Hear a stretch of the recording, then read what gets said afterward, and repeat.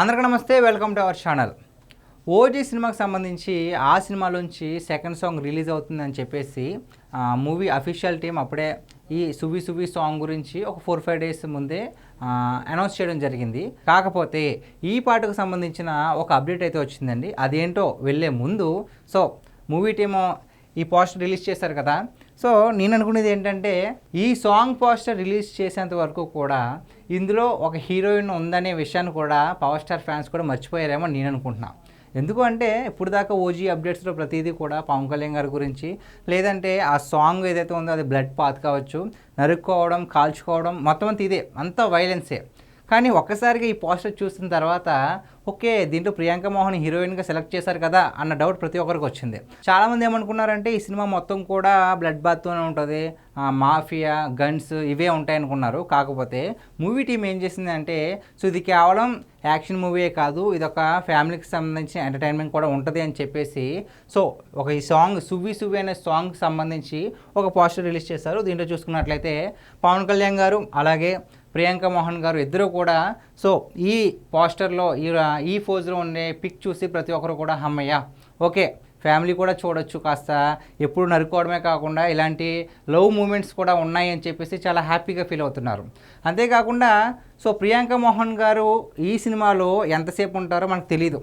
అసలు ఇప్పుడు దాకా ఆ పోస్టర్ వచ్చేంత వరకు కూడా హీరోయిన్ ఉందా అనే డౌట్ చాలామందికి ఉంది. కానీ పోస్టర్ రిలీజ్ చేసిన తర్వాత ఓకే, హీరోయిన్ ఉంది, ఎంతసేపు ఉన్నా పర్లేదు, పవన్ కళ్యాణ్ గారి పక్కన యాక్ట్ చేయడమే చాలా వరకు అందరూ ఏమనుకుంటారంటే అదొక ప్రైడ్ మూమెంట్లో ఫీల్ అవుతారు. మొత్తానికి ప్రియాంక మోహన్ మంచి ఛాన్స్ కొట్టేసింది. అదే కాకుండా ఈ లుక్స్ చూస్తే కనుక ఒక మంచి సాంగ్లో ఉండే స్టిల్ అనుకుంటున్నాను. మరి ఆ సాంగ్ ఎలా ఉంటుందో మనకు తెలియదు, కానీ సువ్వి సువ్వి అని ఒక టైటిల్ పెట్టారు సాంగ్కి. కాకపోతే ఈ సాంగ్కి సంబంధించి ఈ సాంగ్ ఎవరు పాడారు అని చాలా వరకు ఆతృతగా ఉంటుంది కదా. కానీ ఆ సాంగ్ పాడింది ఎవరంటే, ఒకసారి ఇండియన్ ఐడల్లో తమన్ గారు ఒక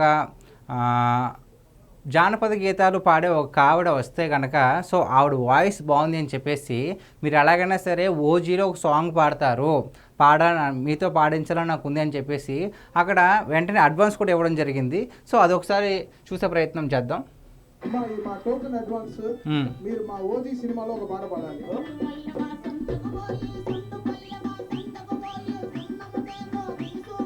చూసారు కదండి ఏ విధంగా అయితే తమన్ గారు ఆవిడకి మాట ఇచ్చారో. ఇప్పుడు ఆ క్లిప్ని బాగా వైరల్ చేస్తున్నారు. ఎందుకంటే ఇప్పుడు ఈ సువ్వి సువ్వి సాంగ్ కూడా ఈవిడే పాడారు అన్న టాక్ అయితే బాగా హల్చల్ అవుతుంది.